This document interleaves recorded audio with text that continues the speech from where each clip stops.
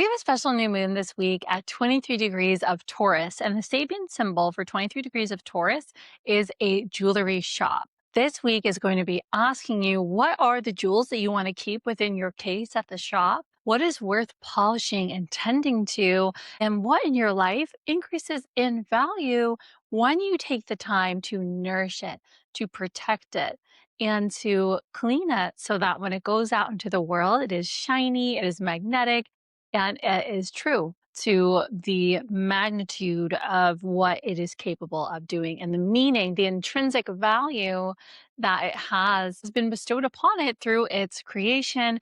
And also, this is very important, the care and the tending that was done to.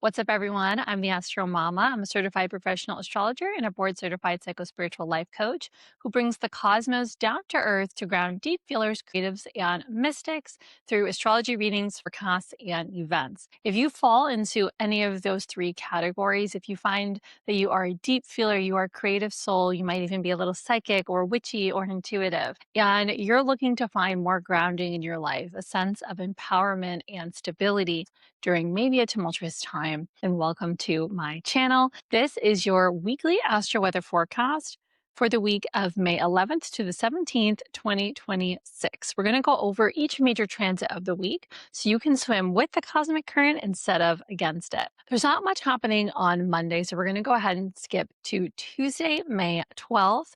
The moon enters Aries today at 5:04 p.m. Pacific time, and this brings a very fiery energy to our very earthy cosmos we have right now. It's shifting into a little bit more air.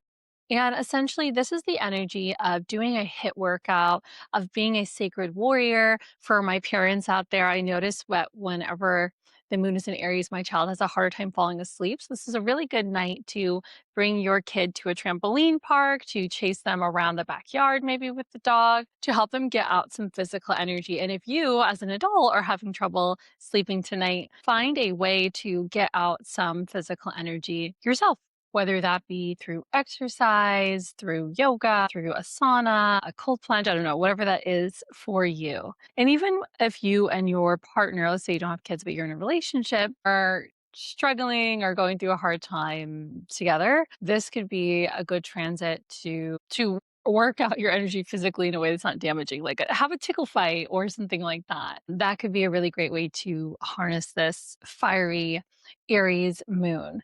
And also, you can use this energy to take care of a task that you've been putting off, like go to the DMV, clean out your closet. Sometimes the sacred warrior in you wants to just get things done in this physical world, and you can utilize that energy to take care of those tasks on your to-do list that you've been putting off and off and off forever and ever and ever. I just had a visit to the DMV last week, so I know what that's like. Later tonight, Mercury in Taurus will be making a sextile to Jupiter in Cancer, and that exacts around 9:43 p.m. Pacific time. And this brings a very harmonious flow of energy to your communications and your dealings with other people, and to mercurial themes. This is a great day to pick up a book and read it, to take a workshop or a class, or maybe even to do that with another person.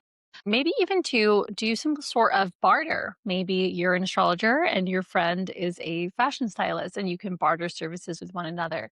Or maybe, you're a tattoo artist and you want to trade your tattoo for a custom jewelry piece. Also, I'm just noticing with Jupiter in Cancer right now, there's just been this like resurgence of a lot of nostalgia through our fashion, through our pop culture, more people wanting to go back to using flip phones, for example. And we've seen this in like more positive ways, and we've also seen this in more detrimental ways, like our culture's decision to become re-obsessed with excessive thinness culture or certain political views or family management ideals or relationship structures. And it tends to be that when we're going through times as a collective that are tumultuous, we lean on our past for a feeling of comfort. And with Jupiter in Cancer, it's just a very nostalgic energy. I know for myself, I've been rewatching Gossip Girl, which was a show that I loved when I was a teenager. And it's brought me a lot of joy and comfort. and even just through the music and the fashion and the technology and the social dynamics. I mean, I was never a wealthy kid in um, the Upper East Side, but I did grow up in New York, and a lot of things aren't true of my experience as a teenager. A lot of the music that they listen to is, the phrases that they use is, and even just the ways that people used to relate to each other. Whether it's watching an old show that you loved when you were a teenager, listening to an old album that you loved years ago, maybe even going down a like positive rabbit hole of remembering, like let's say you used to do handstands all the time and now you can't remember. So you're reading books on how to do a handstand. These are all beneficial ways to utilize this energy. For my creators, this is a really good time to get your communicative work out in the world, to launch a song or a podcast episode or a content piece or a poem or something, or even going back through your old journals and seeing poetry you've written over the years, and either just reading it for your own healing because that's nurturing, but also with the lens of, I wonder if I could like rework this in some way. In 2020, I went back and like I went back and I compiled a book of all the poems that I wrote between 2017 and 2020, and I published a book. And it didn't sell that many copies. But first of all, it was very healing for me to go back and read the poetry that I wrote during that time in my life and to like have almost a second wave of healing around it. And then also to get to share it with people from a very healed place of, this was some poetry that I wrote in like my darkest era ever. And here I am now, and I'm able to share this with people in a way that can be healing for them. Another thing that could happen during this transit is something that you did in your past, a mercurial work, like we just talked about, is now maybe going viral, is now having more eyes on it. So even though you created something years ago, it's like now all of a sudden people are tuning in. I'm thinking about a lot of musicians who had been creating for quite some time before they blew up, before they became famous. And people can now go back and look at, see like, oh, this was that video that they made years ago. And now it is a cultural phenomena. I wonder, you put something out into the world and it doesn't blow up until 10 years later. It's interesting. I wonder if they had moments during that 10-year journey where they were like, nobody's ever going to like this, or if there was a part of them that knew deep down that it just wasn't the right time, and that when the right time came, it would take off. I don't know. If you're one of those people, let us know in the comments below what that is like. That hasn't happened yet with my book, but you never know. The next major transit this week happens on Thursday, May 14th. We have a Mercury Cazimi. This is when Mercury is in the heart of the sun, or it's within 1 degree. So it's pretty much an exact conjunction with the sun. And this is a very lucky day. This is a very abundant day when it comes to those mercurial themes we've been talking about: communications and learning new skills and short-term travel, sometimes content and writing, not always. And our ideas, see, like you could just be feeling really fertile with ideas, really like, abundant with the ahas, the epiphanies, the downloads that you get today, or that maybe are shared with you today by other people, or that you share with others. Um, 23 degrees of Taurus is associated with like the materialization of ideas. Seeing a germination process happen all the way through, planting the seed, watering it every day, the seed blossoming into a flower and getting to notice that flower for the beauty that it holds.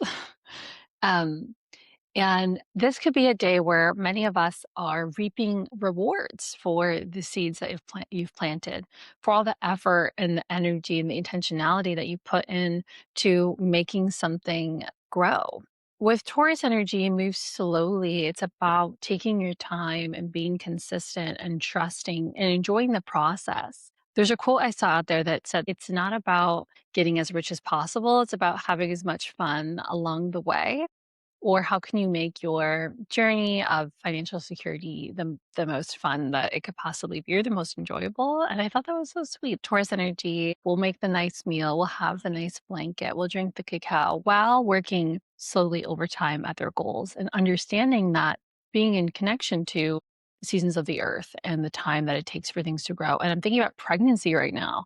And for those people who have been pregnant, at least for my experience, it lasted so much longer than my brain could wrap its head around. If I ever were to get pregnant again, I now am more aware of how long each phase takes, and that you're pregnant for almost a year.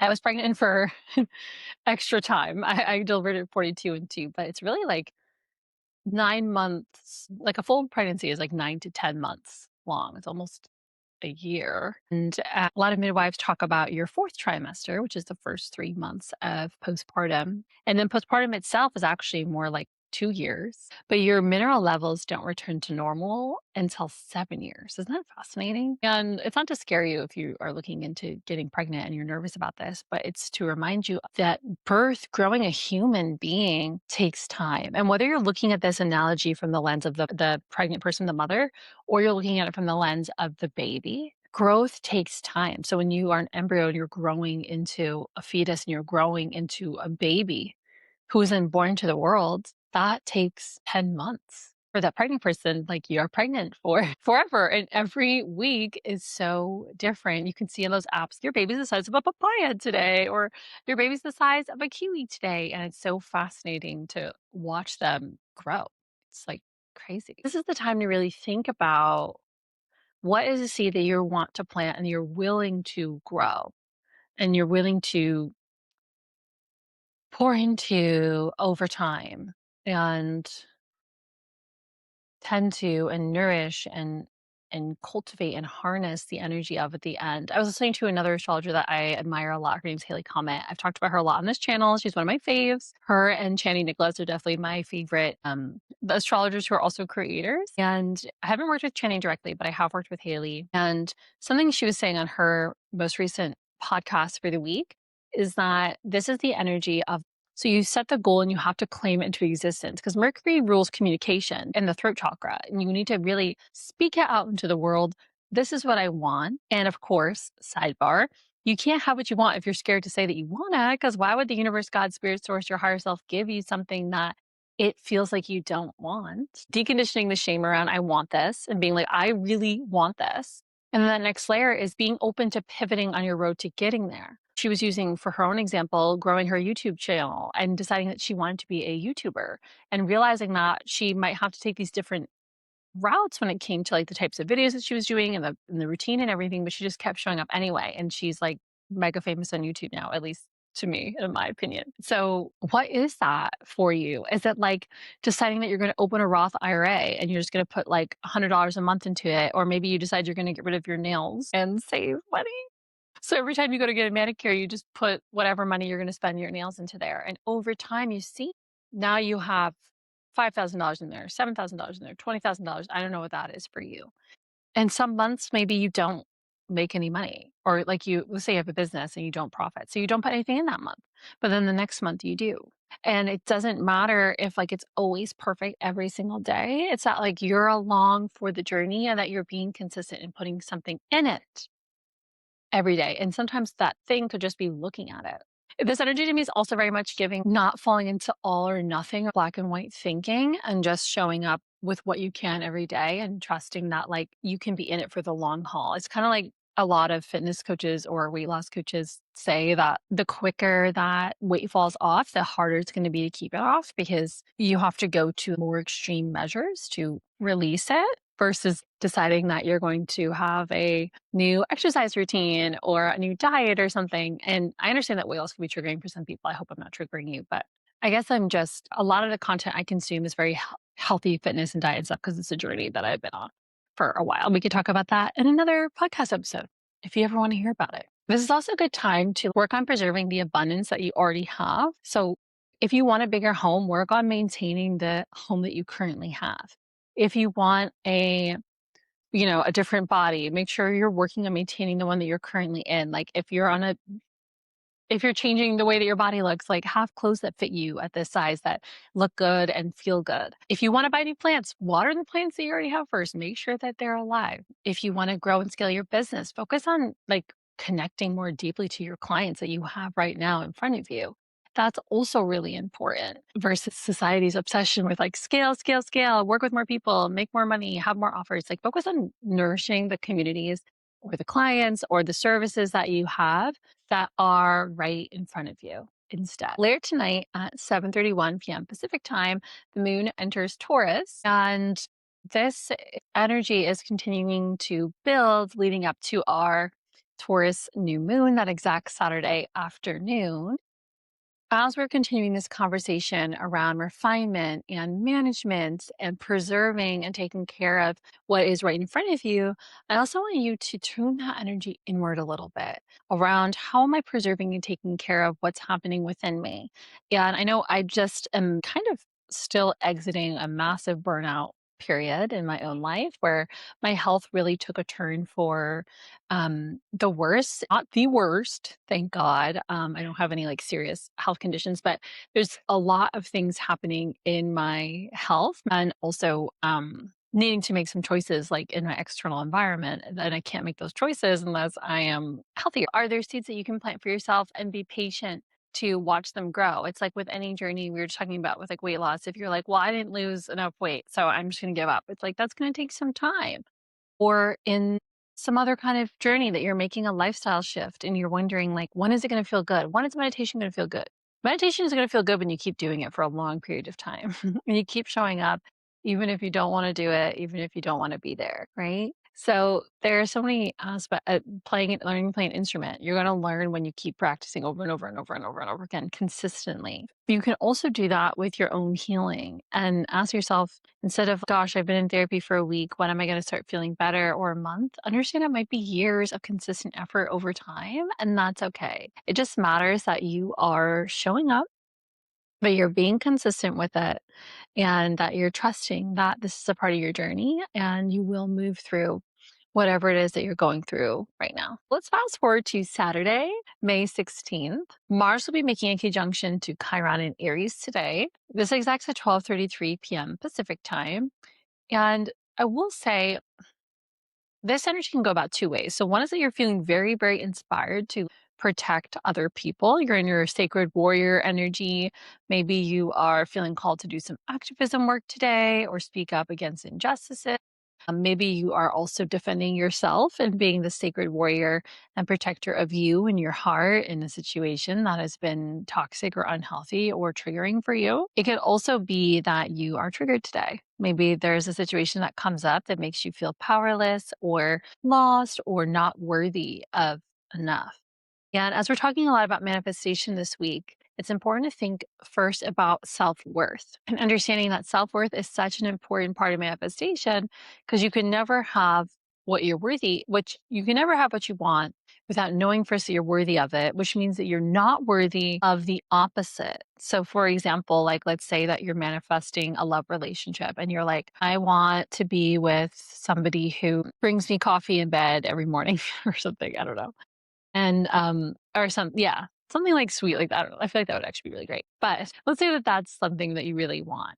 And so you are excited about this and you meet somebody cool and you're like, maybe this will be the person. And you ask them, like, I just want you to bring me coffee in bed every day. And maybe they do it a couple times and you're like, oh my gosh, this is it. And then they stop doing it. Well, how you respond to that says a lot about your own perception of your self worth. Over time, you have to ask yourself, am I worthy of, or how can I believe that I'm worthy of my partner modifying their behavior to support me and nourish me to bring me this coffee in bed every day? And so the longer that you stay in that relationship with that person that can't or literally isn't capable of or is refusing to meet your need that you've decided really feels like a non-negotiable for you, the more it shows you that you are not worthy of it. And then that low self-worth is going to creep into other areas of your life. All of a sudden you're not hanging out with your friends as much because you don't feel like you're not confident. Maybe you start eating more poorly, or you're not exercising,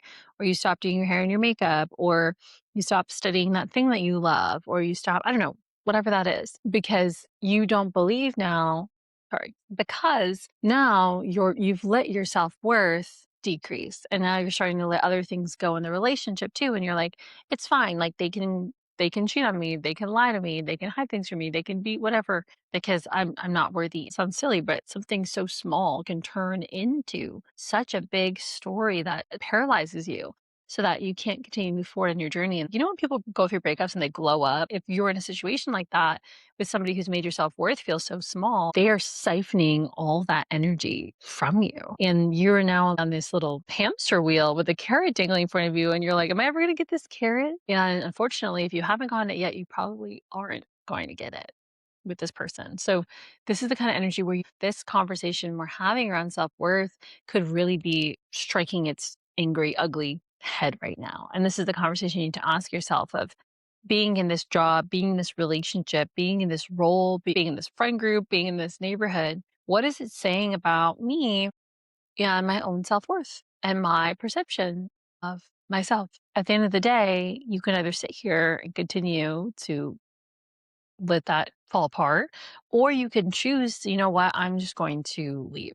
Like when a flower is dying or a plant is dying in your room, you don't blame the plant and say, oh my God, it was a bad plant. That plant wasn't worthy enough of growing. You put it in an environment where it has better sunlight or in an environment that is more aligned with what it needs. And you water it and you tend to it daily so it gets back on track. So if you find that you're the flower today and you are blaming yourself for wilting, don't. It's just now is the time to bring yourself to another environment that can water you in the way that you deserve. Sometimes it's leaving the person or the job or the environment or the friend group and finding another one. And other times it's leaving that and then being that person for yourself and pouring back into you. And then you can start to build your energy again, your aura expands again. And now you're able to be magnetic again to the life that you are wanting to live. Turn your pain into purpose. And it might not make sense right now, but over time, as you heal from whatever it is that you are leaving and you grow and you evolve, like it will make sense. You'll look back and be like, well, I was always worthy of the coffee in my bed in the morning all along. I just needed to go through a period of not having it and lose myself in that process of chasing it to realize it. Later today, the Taurus new moon exacts 1 p.m. Pacific time, and it forms a conjunction to Mercury and Uranus. It forms a sextile to Jupiter, a trine to Pluto, and it squares the north nodes. In general, the Taurus new moon is that of planting a seed. It's also that of harvesting the fruits of your labor. And this is a good time to dream big. Because this moon is conjunct Uranus and Mercury, you might get an aha or an epiphany or a download, or you might read a book and something stands out to you, or you might hear somebody talking about something on the subway or something and that stands out to you. And it might surprise you. So you might hear something completely different and that is what clicks for you. And you're like, I'm going to write a book about pottery. Or I'm going to ask my neighbor on a date, or I'm going to dye my hair orange, or, somebody at the grocery store is talking about Zimbabwe and you're like, that's where I'm going to go on my next retreat. I don't know what that is for you, but the universe speaks to us through other people sometimes, through the songs we listen to, through the words that we read, through the conversations that we hear, even sometimes on social media. I do agree that there are people who put like very sensationalist, triggering content out there on purpose, clickbaity stuff, but there's also a reason why it triggered you. If you didn't have something going on internally, a truth that was confirmed by this external thing, then it wouldn't have triggered you. It's worthwhile to explore, okay, what is actually really going on and what truth of whatever situation it is that I'm manifesting a different experience with is being revealed to me through the way that I feel about this piece of information that hits me today. The new moon is also making a trine to Pluto, and this is the energy of death and rebirth and transformation. And what personal, psychological, internal transformation do you get to go through to align with that desire that you want? Is it going to therapy? Is it going to coaching? Is it doing a plant medicine ceremony? Is that doing shadow work or subconscious mind training or hypnosis or affirmations? Like, what are we doing internally to combat that low feeling of self-worth and to align with the knowing in your core who you are and what you are worthy of? Because as you start to move past that, let's say that this week you've noticed you're leaving a friend group, you're leaving a relationship, you're leaving a job, that is going to be triggered. That self-worth story of, I'm not enough to have what I want. I'm not worthy. The reason why I don't have it is because I'm not worthy and I'm bad and I shouldn't want it anymore. And I should just give all my life force away and all my hopes and dreams and hang them up. That is going to get triggered during this journey. So you got to come back to an energy of this week also invites you to come back to a self-knowing and a self-worth. Because if your self-worth is always tied to other people or other situations or how they're treating you, then it's always going to be malleable. It's never going to be consistent. And it could also be that there's like this,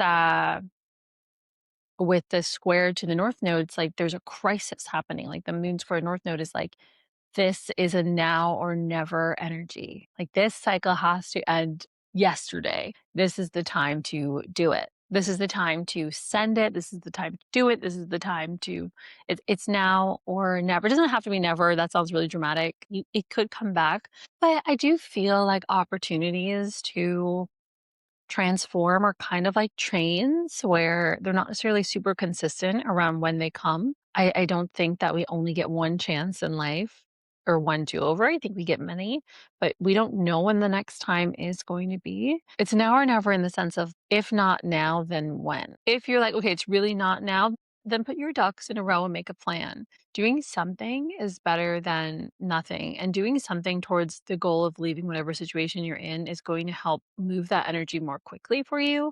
And it's also going to help with your self esteem through the process of arriving there. Later in the night, the moon enters Gemini around 7:23 p.m. Pacific time. And so this is a good night to talk with a friend, to journal, to go to a networking event or some kind of healing circle to like unpack whatever it was that came up for you today, to be in community and conversation with other people and to share ideas. It's also a good evening to put all this energy into learning a skill and yeah, and maybe just having like a date night with yourself and your journal and just getting everything that you're feeling out on paper and just really like processing it and letting it go and feeling into it. I think could be really supportive tonight. Okay, so lastly, welcome to Sunday, May 17th. Mercury enters Gemini this morning in the wee hours of 3:27 a.m. Pacific time. Between now and June 22nd, we can experience almost like a quickening when it comes to our communications with others, to our own intellect, to our wit. This is a great time for like sarcasm and just like banter, a witty banter, if you will. Gemini Mercury loves a witty banter. This is a great time for like comedy and for creativity and also for like scientists and researchers and anybody who works to try to get to the bottom of something and to make connections, like an investigator or something. This is a great time for that. And you can just find during this transit, again, between now and June 22nd, people are chattier than usual. People are wanting to connect. People are wanting to like, this is a great brainstorming transit. Like, let's all hang out with a whiteboard and let's bounce ideas off of each other. Let your mind be open to changing with Mercury and Gemini.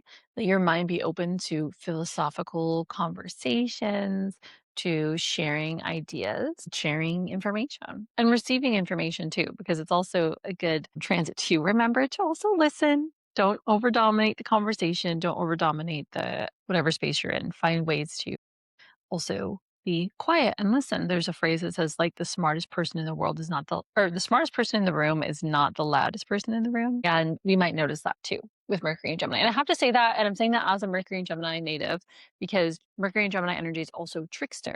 It's also the trickster and the gesture and all that. With Venus and Gemini making a sextile to Chiron later today at 11:03 a.m. Pacific time, you could find success in like healing interpersonal wounds, in relational wounds through communication.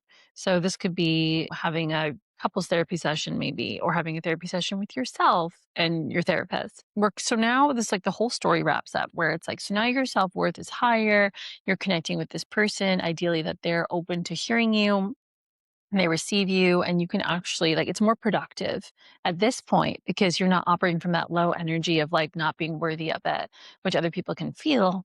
And now they can decide if they are going to give this thing back to you, or if they like everybody's able to kind of hear the other person out, I guess, in the situation. The astrology of today really helps with any kind of like peaceful resolutions for all parties involved. And that goes for groups, for couples, for professional containers, and for friends, and business partners as well. So that's your Astro Weather Forecast for the week. I'm sending you all so much love. I'm here every week teaching you how you can swim with the cosmic current instead of against it. And if you're looking for a personal reading, I do offer them. The link to book with me is below. I do birth chart readings, I do synastry readings, solar return chart readings, and transits. I also do tarot readings as well. It's something I've been doing for a long time that I love, and I usually keep on the down low. But if you are looking for some quick intuitive guidance in a way that is different from the modality of astrology, I'm happy to utilize that with you too. Again, the link to book all is below. I'm sending you all so much love. Happy new moon, and I'll see you next week.